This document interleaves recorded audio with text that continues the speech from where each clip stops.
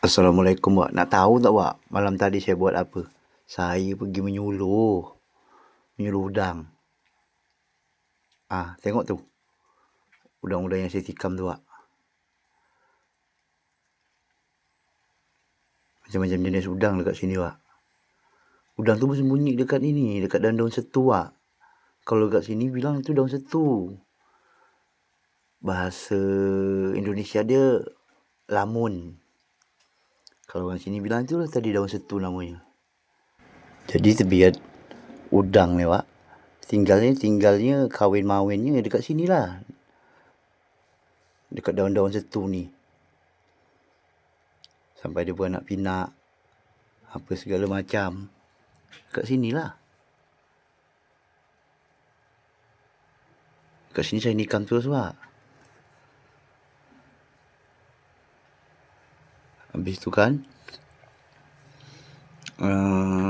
di bahagian depan sini, saya jumpa satu ekor, saya tikam. Tak kena pula, meleset. Habis itu, dia lagi tak jauh, saya tikam lagi, barulah kena.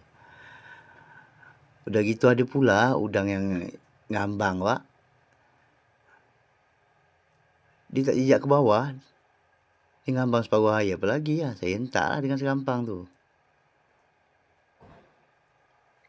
Udah gitu jalan ke depan sikit, saya jumpa ikan Wak, ikan dingkis. Tahu ikan dingkis kan?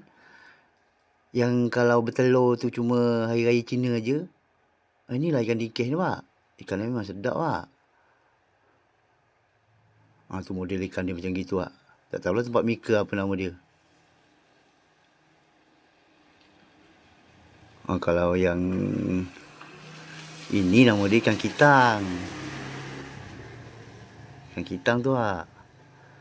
Wak, video dia sampai dekat sini aja dulu. Hari nak hujan, kami nak balik dulu lah. Orang dah pada balik semua ni, dah mendung tebal gitu. Assalamualaikum Wak.